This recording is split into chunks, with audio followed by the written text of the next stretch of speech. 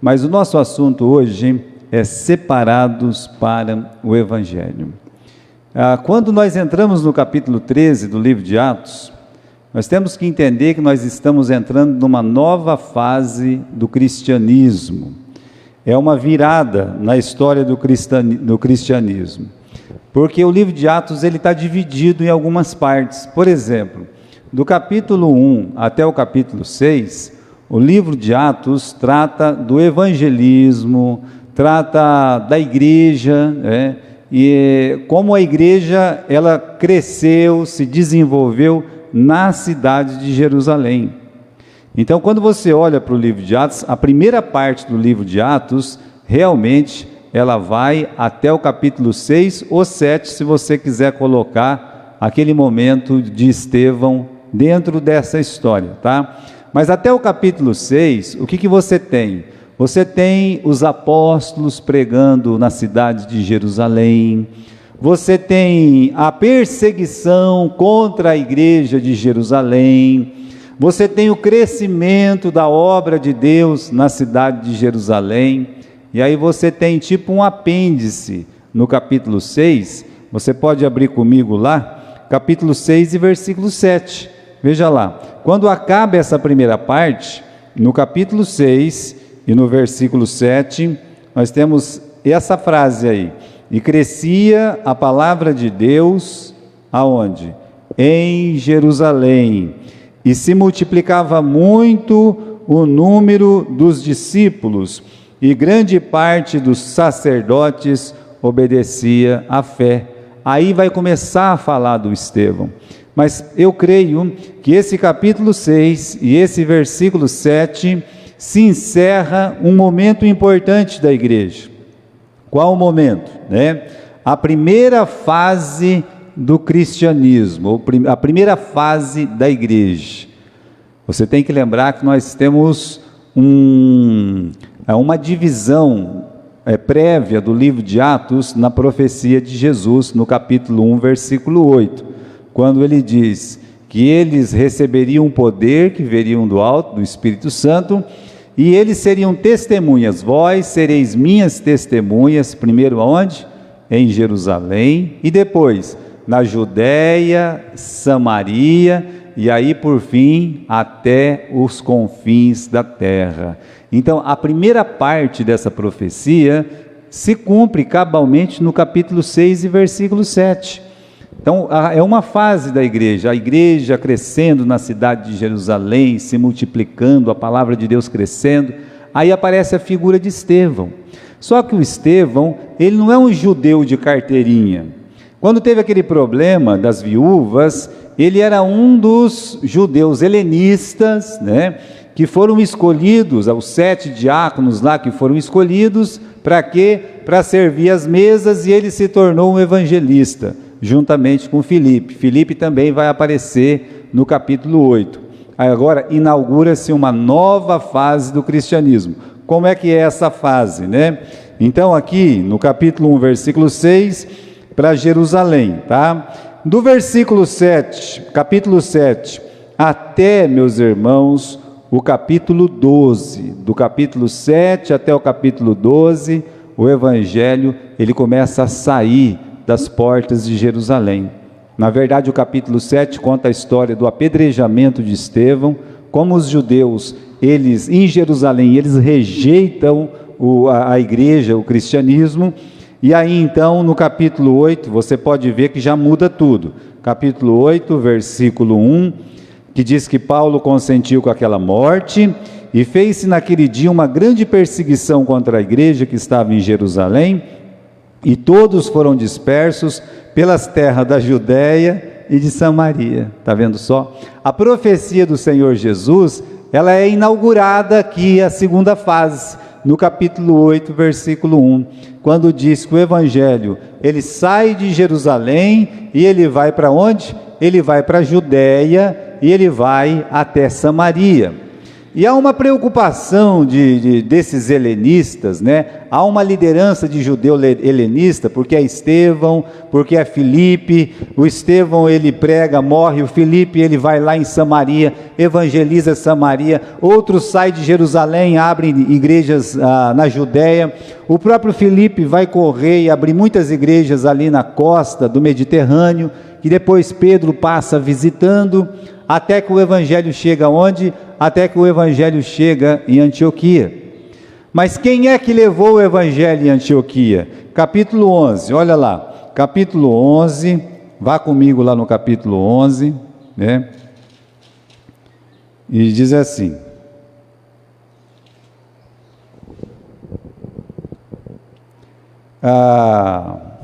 versículo 19: os que foram dispersos pela perseguição que aconteceu por causa de Estevão, caminharam até a Fenícia, Chipre e Antioquia, não anunciando a ninguém a palavra, senão somente aos judeus. E havia entre eles homens de Chipre, né, e sirinenses, os quais, entrando em Antioquia, falaram aos gregos, anunciando a Jesus. Eles estão inaugurando a segunda fase. Tá? A segunda fase, o evangelho ele sai das portas de Jerusalém, ele vai para Samaria, ele vai para a Judéia, e aí esses helenistas aqui, sirinenses e cipriotas, eles vão até Antioquia e começam a fazer uma coisa que até então ninguém fazia, tá? Que era o quê? Anunciar o evangelho a não judeus, a gentios. Então esses irmãos cipriotas e sirinenses, cujo nome nós não conhecemos, eles começam aí a pregar para não judeus. Eu lembro os irmãos que em Jerusalém, ou fora de Jerusalém, a igreja, ela se desenvolvia e até crescia dentro das sinagogas. Eles não conseguiram se separar da sinagoga. O crente judeu lá de Jerusalém frequentava a sinagoga e ia para o templo. Então era uma igreja que parecia uma seita do judaísmo. E o cristianismo não é uma seita do judaísmo. E os cristãos, meus irmãos, eles são discípulos de Jesus Cristo. E não tem nada a ver uma coisa com a outra, tá? Mas do jeito que estava posto ali em Jerusalém, parecia que era muito legal, e para eles era certo isso, porque eles eram judeus. Nós vamos ter que manter os costumes judaicos, nós vamos continuar. Olha, não tem cabimento um cristão ficar comemorando, por exemplo, uma Páscoa, conforme os judeus, matando um cordeiro, etc. tal. Não tem cabimento isso. Por quê? Porque Cristo é a nossa Páscoa.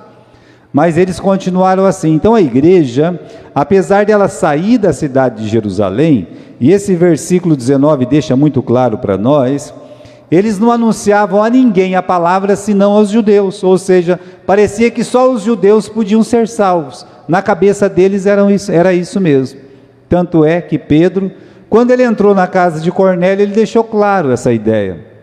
Qual ideia? Olha, vocês sabem que para uma pessoa que nem eu, que sou um judeu, eu não posso entrar na casa de vocês.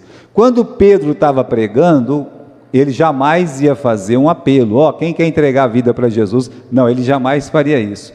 Então, antes dele fazer isso, o Espírito Santo desceu, tocou no coração daquelas pessoas, e houve a manifestação do Espírito Santo. E aí então ele olhou, como é que eu posso negar a água para esses que, como nós, receberam o dom do Espírito Santo? Então não tinham o que falar, ou seja, eles tinham que reconhecer que pessoas não judias, que pessoas que não eram circuncidados, também podiam ser salvos. Essa é uma ideia que essa briga foi longe, né? Entre judeus e não judeus, a respeito de o que salva, o sangue de Jesus ou a pessoa ser circuncidada, guardar o sábado, etc. Então eles não conseguiam entender isso direito. Achava que uma pessoa, depois que ela entregou a vida para Jesus, ela tinha que ser discípula de Moisés e não de Jesus Cristo. E não é verdade. Nós somos discípulos de Jesus Cristo. Essa é a verdade sobre a igreja. Então quando você vê um cristão querendo imitar Moisés, ao invés de imitar Jesus, você vê um grave erro, tá? Então, meus irmãos, essa foi a segunda fase. E como é que se encerra a segunda fase? Vamos ler aqui no capítulo 12, tá? No capítulo 12, nós temos um versículo muito interessante, que explica para nós o final dessa segunda fase. Capítulo 12 e versículo 24. E a palavra de Deus crescia e se multiplicava, tá? Parece aquele capítulo 6, não é? E versículo 7. Qual que é a diferença? A diferença é que lá diz que a palavra de Deus, ela estava crescendo e se multiplicava em Jerusalém. Aqui já não tem mais a frase em Jerusalém. Tem o quê? Tem que a palavra de Deus crescia e se multiplicava, ou seja, Deus está fazendo com que a sua palavra cresça e prevaleça em todo lugar.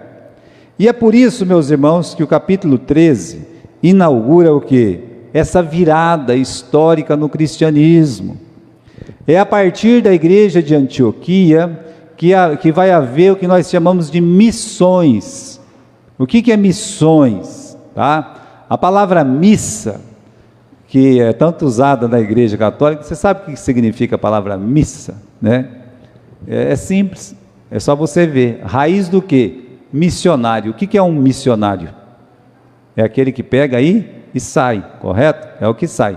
Missa, é raiz de sair, tá? Então, na verdade, você olhando, o que é um missionário? É uma pessoa que sai da igreja dele e ele vai pregar o evangelho em outro lugar, em outras cidades, inaugurar novos trabalhos. Por isso aqui, é a igreja de Antioquia que faz, é a primeira igreja que se preocupa em abrir novos trabalhos. Mas e os cipriotas e os sirinenses, né? Eles já não estavam fazendo isso de forma particular. Não houve uma oração da igreja de Jerusalém, pelo contrário, quando a igreja de Jerusalém ficou sabendo, foram lá xeretar para ver se estava certo ou errado. Então, agora não, agora é diferente. O que é diferente? É que a igreja, ela vai inaugurar esse período de missões. Por isso é a terceira fase. Qual que é a primeira fase? Sereis minhas testemunhas em Jerusalém. Qual que é a segunda fase?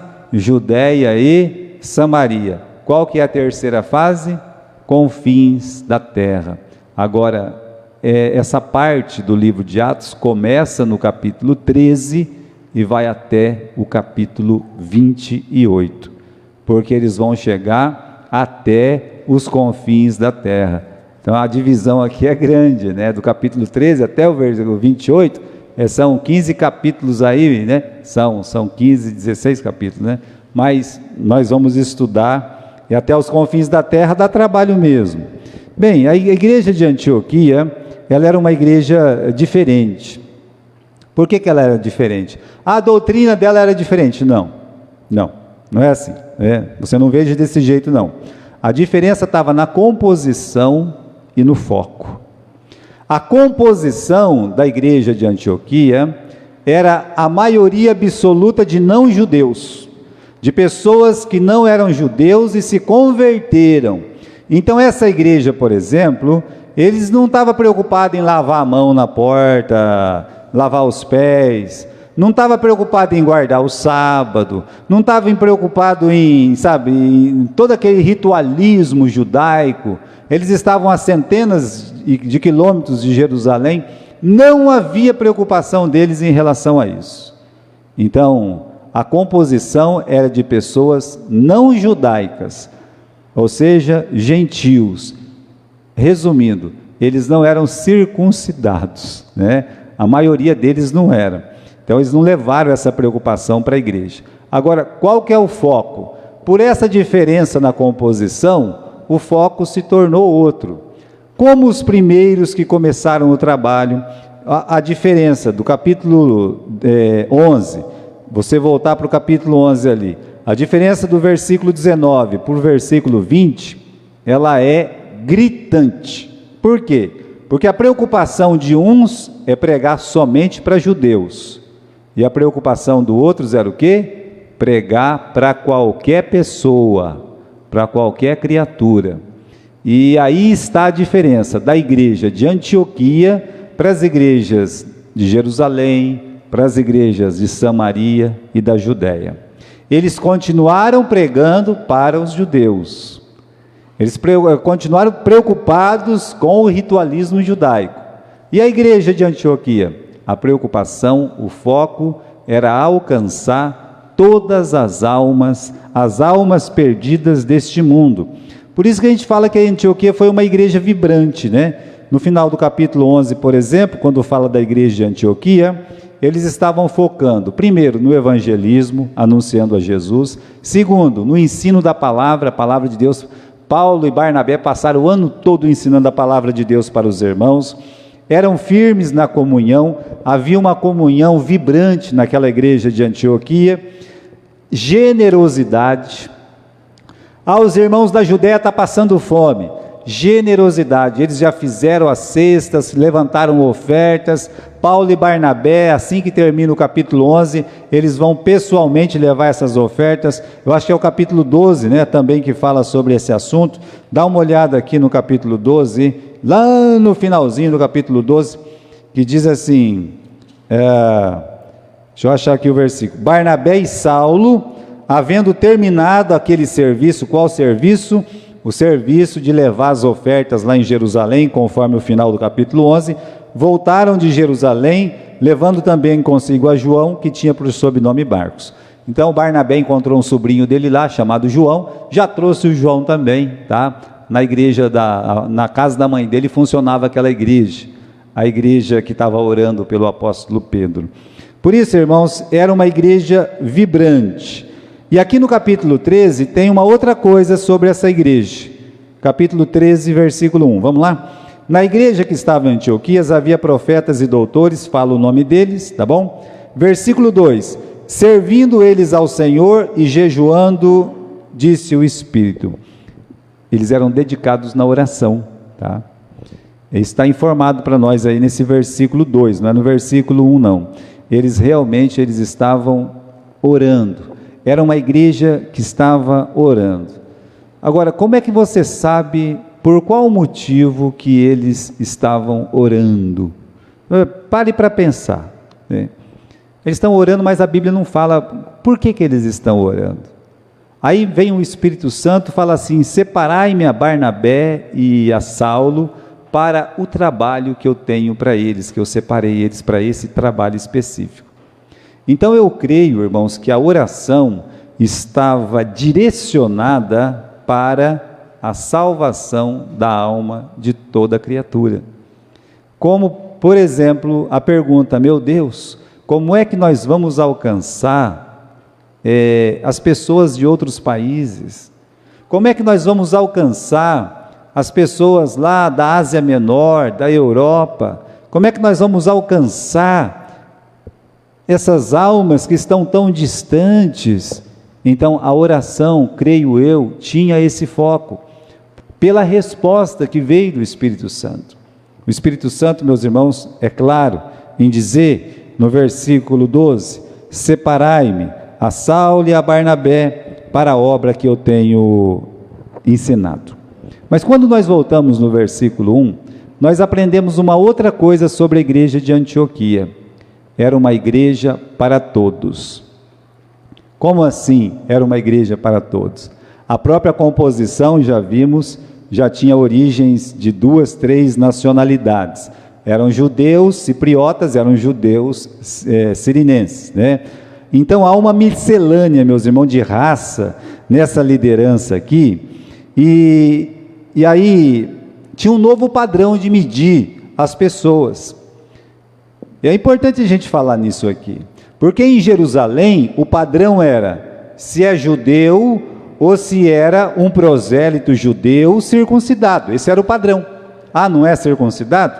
Não é prosélito? Então nem da igreja pode participar. Agora a igreja de Antioquia tinha um novo padrão, ou seja, não importa quem você é, Você pode ser um judeu, você pode ser um grego, você pode ser um romano, você pode ser de qualquer nacionalidade.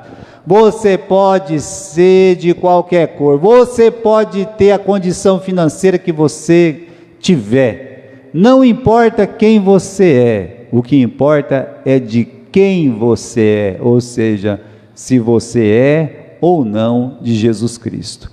Isso foi inaugurado na igreja de Antioquia. Era um lugar para todos. Você tem um judeu aí, o filho da consolação. Olha o versículo 1. Olha a liderança dessa igreja. Os profetas e doutores. Primeiro, Barnabé. Judeu, verdade. Mas era esse judeu, meus irmãos, que estava mais para gentil do que para judeu. No sentido do que ele fazia, não tanto do que as pessoas podiam falar dele, mas ele era um auxiliador. Aí você tem um segundo nome aqui, o Simeão, chamado Níger. O nome dele era Simeão, por isso a gente sabe que há uma ascendência judaica aqui, só que essa palavra Níger significa negro, né? Então ele era realmente da África. Acabou, pronto, né? Então nós temos uma segunda nacionalidade aqui, da onde vem o país Nigéria, tá? Então nós temos aqui esse importante líder da igreja de Antioquia. Depois, um próximo, Lúcio, de Cirene. Onde é que é Cirene? É perto de Marrocos. É aqui o norte da África, está liderando aqui a igreja de Antioquia, tá bom? Aí nós temos o Manaém. O Manaém, ele foi criado com Herodes tetrarca, que é o Herodes Antipas, que cortou a cabeça do João Batista. Agora, o Herodes tetrarca nem judeu era. O Manaém, provavelmente, para ele ter sido criado com Herodes, os Herodes eram criados em Roma, eles não eram criados em Jerusalém. Eles eram criados em Roma e depois enviados como reis em Jerusalém. Então nós estamos falando talvez de um romano, nós estamos falando de um camarada que é lá do Ocidente. O Roma já é o Ocidente, não é mais o Oriente. Olha a miscelânea, olha que maravilha, olha como Deus, meus irmãos, Ele fez uma igreja de todos, para todos. Aqui, se não é judeu, se não é circuncidado, não. Aqui era uma igreja, eu posso dizer para vocês, que era uma igreja igual à nossa, onde todas as pessoas estão diante do nosso Senhor Jesus Cristo, e eles são líderes dessa igreja. Aquela liderança que está lá em Jerusalém com os 12 apóstolos, era de uma só nação. A liderança que está na igreja de Antioquia, nós temos 4, 5 nações, e ainda fala mais, né? Está falando aqui do Saulo. Saulo, você sabe, nem em Jerusalém ele nasceu, o pai dele não era judeu. A palavra de Deus diz que a mãe dele era, mas ele não era. Ele nasceu lá em Tarso, longe, apesar dele falar que ele era hebreu dos hebreus e tudo mais. Olha, isso mostra o que é a igreja de Jesus. Essa é a verdadeira igreja de Jesus Cristo. É essa igreja que está no coração de Deus, não é outro tipo de igreja, onde todos os irmãos, não importa de que país ele seja, não importa a condição financeira dele, não importa nada disso, de quem que ele é de Jesus Cristo. Essa, meus irmãos, é a igreja que Deus escolheu para levar o evangelho para todas as nações, a igreja de Antioquia. Nosso Brasil, ele é rico, ele é diferente de quase todos os países que existem, ele é muito rico. Sabe por que ele é rico? Ele é rico culturalmente. Quando a gente sobe lá para Manaus, para aquela banda lá, dificilmente você vai olhar para uma pessoa e não vai ver que ela tem uma ascendência indígena, como entrando no Paraguai, né, irmão? Você vê lá, né? Só que se você descer um pouco mais, você vai ver lá no sul, por exemplo, uns polacos branco azedo que você não sabe nem de onde veio tanto, né? Mas veio de outro lugar. É o nosso Brasil. Você entra no centro do Brasil e mistura tudo, né? Dependendo da cidade que você vai aqui, você vai para Bastos, lá perto de Cornélio Procópio tinha Uraí, Açaí, ó, tudo nome de japonês. A japonesada lá tomava conta do espaço. Agora você anda pela rua, o que não falta nesse mundo é chinês, né? Ou seja, esse nosso Brasil, ele é maravilhoso em todos os sentidos. Ele é uma espécie de Antioquia, só que Antioquia, uma igreja, e essa convivência, meus irmãos, o Brasil talvez é o país mais preparado para levar o evangelho para todas as nações, porque ele é um país de todas as nações.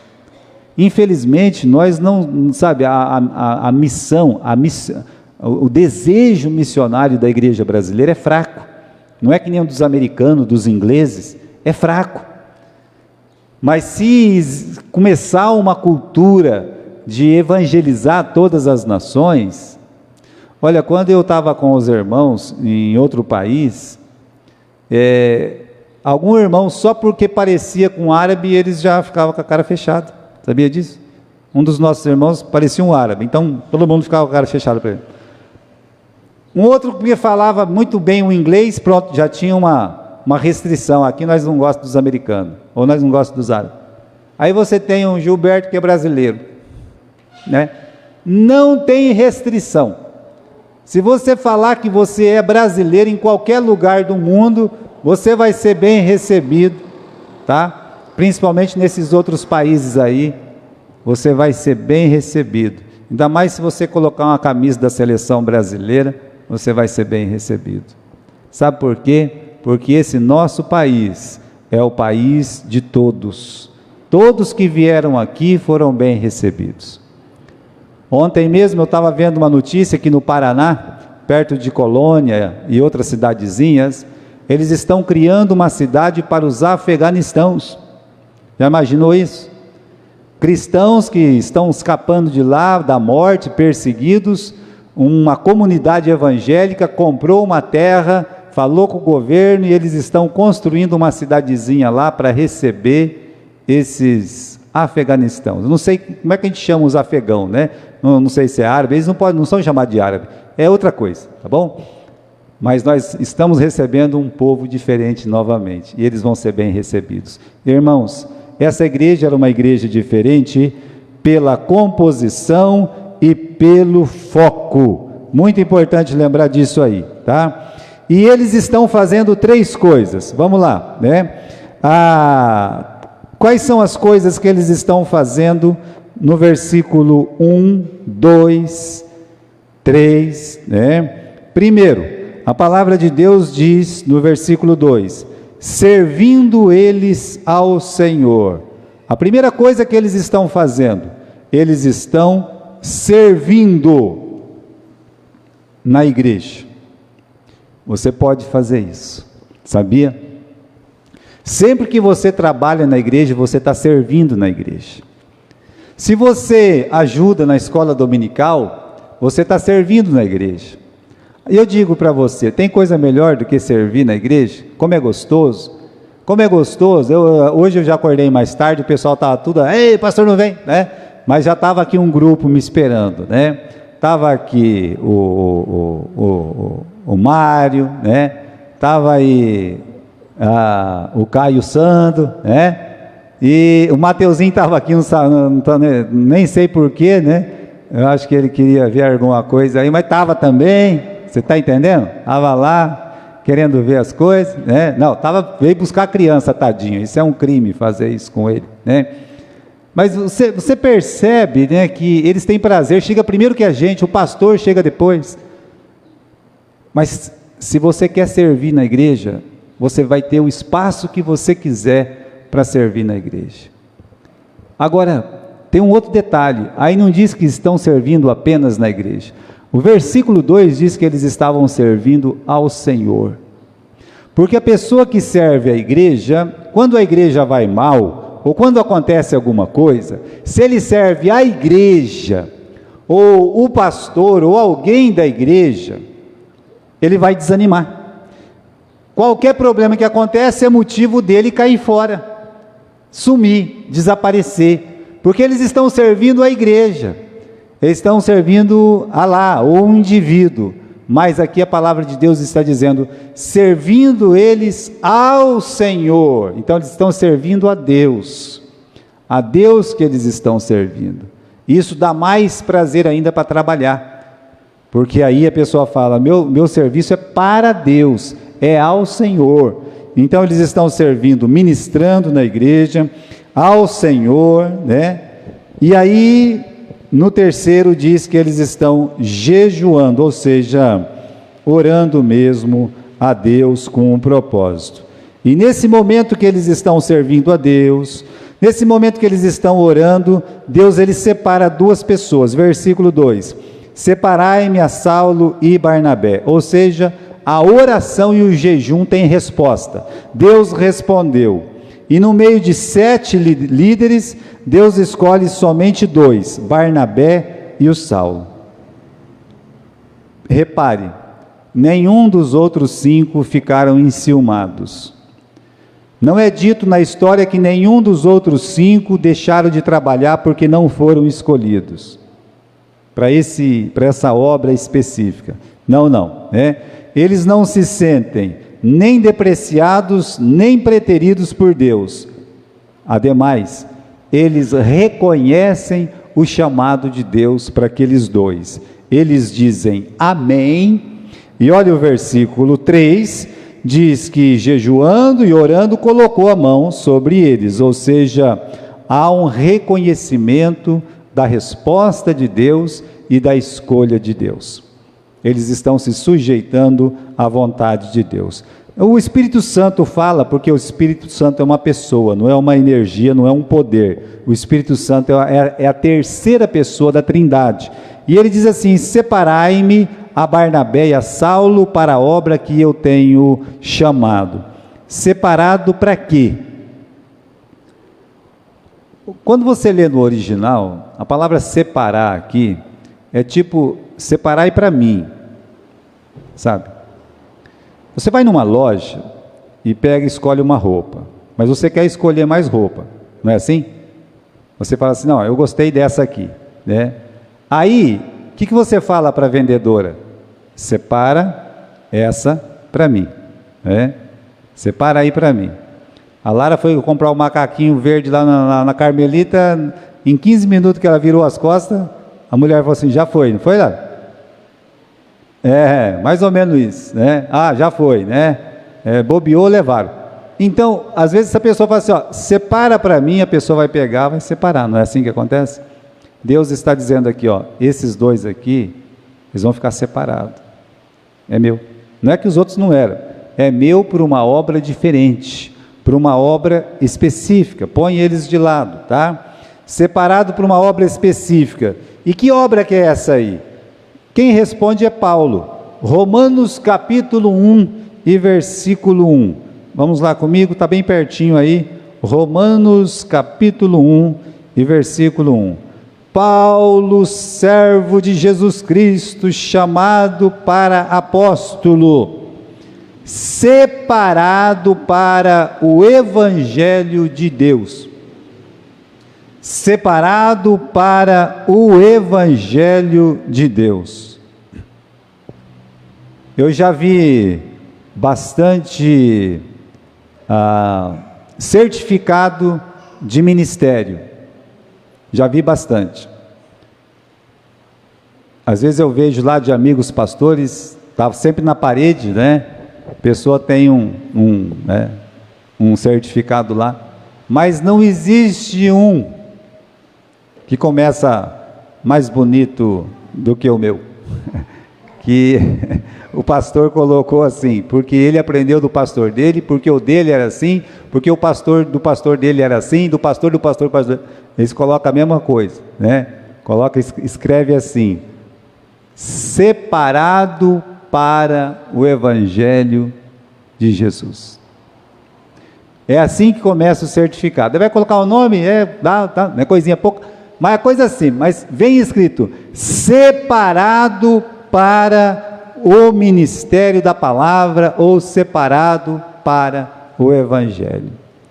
Então, quando Deus diz separai-me, eles estão separados para missões. Ser missionário é diferente de ser um pastor. Um pastor, ele pode até fazer um trabalho missionário, mas ser missionário é diferente. Quando a pessoa fala assim: o missionário, né? Então eu vejo aqui o papel proeminente do Espírito Santo nesse chamado, porque quem chama é o Espírito Santo, quem separa é o Espírito Santo, e quem envia é o Espírito Santo. Então, se você olhar aqui o capítulo 13, versículo 2, quem que separa? O Espírito Santo, porque diz assim: disse o Espírito Santo, tá? Então o Espírito Santo separou, tá? E aí então chamou, tá bom? E versículo 4, e assim eles foram enviados pelo Espírito Santo. Então é uma obra completa do Espírito Santo. Trabalho missionário, trabalho ministerial, não pode ser o trabalho vocacional de uma igreja, não pode ser de uma denominação. É por isso que há tanta fraqueza ministerial hoje. É por isso que os missionários, a forma de escolher um missionário hoje é completamente diferente da forma de escolher um missionário lá do Novo Testamento. O pastor Haroldo Brecher, ele tinha um chamado, e a esposa dele também tinha um chamado. O pastor Haroldo Brecht, ele foi chamado para ser um missionário em outro país.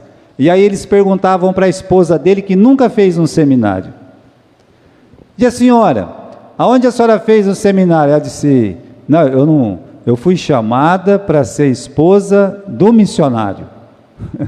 Eu fui chamada para cuidar dele, entendeu? Aonde ele for eu vou, o que ele precisar eu estou ali. Então essa é a minha missão é cuidar dele, né? E por isso, o irmão dele foi um dos maiores nomes da Convenção Batista brasileira e internacional, lá dos Estados Unidos, aqui no Brasil. E mesmo, o irmão não, o tio, e mesmo o tio dele tendo um posto tão alto, o tio dele não conseguiu enviar esse casal para o Brasil. Sabe por quê? Porque para ser um missionário da convenção na época, tanto o marido quanto a esposa tinham que ter feito um seminário. Eles perderam um dos maiores missionários, porque aí a Missão Batista da Fé, que não tinha essa frescura nada, pegou eles e mandou, né? E ele é chamado lá pelos que tanto gosta dele, né? Porque eu conheci pouco o pastor Brecht. A irmã Mariazinha conheceu mais, né, irmã Mariazinha? A irmã Mariazinha teve uma doença chamada fogo selvagem, não foi, Maria? E quem cuidou dela foi esse missionário. Não foi, Maria? 1 ano, porque o pastor João estava para os Estados Unidos, e ela foi cuidada por ele. Então, irmãos, fora as igrejas que ele abriu, ele é chamado o apóstolo para a Amazônia, não da Amazônia, que é o Eurico Nelson. Eles têm esse apelido para ele lá. Vocês entendem que hoje, se a pessoa for amigo do diretor da missão, se for amigo do presidente da missão, ele é mandado como missionário? Se ele é parente do missionário, ele vai ser mandado como missionário? Então não tem a ver com o Espírito Santo, tem a ver com cunha, sabe? E é por isso que muitos missionários não fazem nada de pitibiribas de nada. E aí entra num país, fica 30 anos no país, 40 anos, abre uma igreja, que fica mais para a morte do que para a vida, o tempo todo, e nada de missões, porque o missionário, ele está sempre pronto para um novo trabalho. É como o pastor João, vai para cá, vai para lá, foi para Manaus, foi para o Maranhão, veio para São Paulo, foi para o Paraná, sempre dirigindo, sempre fazendo as coisas. Quando não tinha mais saúde, não podia mais dirigir, contratou um táxi para ir na outra cidade o tempo todo lá, todo domingo, onde tem uma boa igreja hoje em Açaí. Foi a última missão dele. Mas ele não podia ir porque ele estava com quase 90 anos. Então, o táxi levava, entendeu? Ou seja, a pessoa, ela morre fazendo missões. Isso é separado pelo Espírito Santo. Então, quando você compara missionário enviado pelo Espírito Santo e missionário enviado por uma missão, é diferente. O chamado, ele é particular. A igreja vai fazer o quê? Ela vai anuir, ela vai apenas concordar com aquilo que o Espírito Santo está dizendo.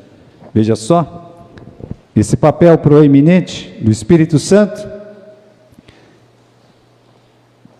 a imposição das mãos é feita aqui no versículo 3, eles oraram e colocaram sobre ele as mãos. Há duas falhas medonhas sobre a interpretação de imposição de mãos. Primeira, achar que a imposição de mão está dando poder sobrenatural para a pessoa. Ah, agora sim, ele é um pastor, né? Agora sim é um missionário, agora sim ele é, né? Agora ele está podendo. Esse é um erro grave. O outro erro grave é achar que tanto faz colocar a mão como não colocar a mão, que não significa nada a imposição de mãos. Pensar de mais ou de menos é errado. O que significa essa imposição de mãos? Isso é o reconhecimento visível, físico, já aprovado pelo Espírito Santo. É como a igreja estivesse dizendo: nós concordamos com o seu chamado pelo Espírito Santo, e estamos aqui dizendo que nós vamos com você. Não, só vai dois. Não, nós vamos com você. Nós vamos em espírito, nós vamos em oração, nós vamos na retaguarda, nós vamos ajudar com oração, com finanças, nós vamos apoiá-los. A igreja reconhece, é nesse sentido que ela dá autoridade. Ela reconhece a autoridade missionária daqueles dois, ou a autoridade pastoral daquele que é escolhido. Eu nunca batizo uma pessoa sem antes dizer pela autoridade que me é dada pela Igreja Batista da Fé. Mas quando eu sair daqui para outra igreja, vou falar o nome da outra igreja, é claro, né? Sem problema nenhum. Mas reconhecendo que o meu chamado é de Deus. Não é o homem, não é uma igreja que vai tirar o meu chamado. O meu chamado, ele pertence para Deus. Então, meus irmãos, é o reconhecimento visível, né? Tá bom? Agora, uma outra coisa desses versículos que eu gostaria de estar terminando e complementar, né, é quem é que Deus chamou. Veja o versículo 2. Eles estavam fazendo o quê? Trabalhando. Eles estavam servindo ao Senhor. Deus, ele costuma chamar quem já está trabalhando. Imagine você chegar e falar assim: olha, você vai ser missionário, eu quero ser um missionário. Ah, tá bom. Quer mesmo? Quer? Você é chamado para missionário? Ah, eu sinto que eu sou chamado. E quantas igrejas você começou? Aonde você já está? Quantas vezes você saiu para ir numa vila, num lugar qualquer, e inaugurou um novo trabalho? Quantas vezes? Não, é porque eu nunca tive a chance, nunca me enviaram, né? Você vê que essa pessoa não tem chamado, não tem. O pastor João, antes de vir para o Brasil, ele ficou alguns anos nos Estados Unidos, e também a mesma história pode se contar do Brecher e tal, pessoas que realmente trabalharam muito, mas ele já tinha começado outras igrejas onde ele estava, lá nos Estados Unidos, foram 9 igrejas que ele começou, lá nos Estados Unidos, onde já tem um monte de igreja, e vai, sempre cabe mais uma. Mas ele começou 9 trabalhos. É pouco isso? Não, não é pouco não, é bastante. Por isso, meus irmãos, o chamado de missionário, para mim, o que eu vejo hoje, eu vejo os missionários hoje, dá até uma dor no estômago quando a gente pensa nisso aí, né? A pessoa, ela é chamada pelo Espírito Santo. Agora, chamado de pastor é outra coisa, né? É diferente, e o pastor mesmo, ele vai apoiar as missões até o pescoço, já que ele não foi chamado para missionário, mas foi chamado para cuidar da igreja local e começar novos trabalhos onde ele está mesmo, né? Então, não se chama quem não está fazendo nada, tá? O livro de Salmos diz que o seu povo se apresentará voluntariamente. Então, meus irmãos, você vê, você tem que chamar, Jesus, ele vai trabalhar, o Espírito Santo vai trabalhar, o nosso Deus Todo-Poderoso vai trabalhar, ou seja, a Trindade, o nosso Deus soberano Todo-Poderoso, ele trabalha com quem já está trabalhando. É assim, né? Você pega um exemplo que nem Jonas. Se você ler só o livro de Jonas, você vai pensar que ele não fazia nada. Mas se você ler os outros textos da Bíblia, você vai ver o quanto que ele trabalhava na Palestina, em Israel, como um profeta. Por isso, vamos trabalhar, né? E vamos incentivar os nossos jovens a trabalhar. Por quê? Porque entre nós pode ter um missionário. Entre nós tem que aparecer um missionário. Ah, vamos apoiar o fulano? Vamos, mas e se sair um de nós? Eu chamado, né? E a igreja vê que ele está sendo chamado. E vamos perceber isso no livro de Atos agora. Ah, Paulo levou o Timóteo, mas também todo mundo já estava falando que Timóteo trabalhava bastante, entende? Então, é assim que funciona. Amém?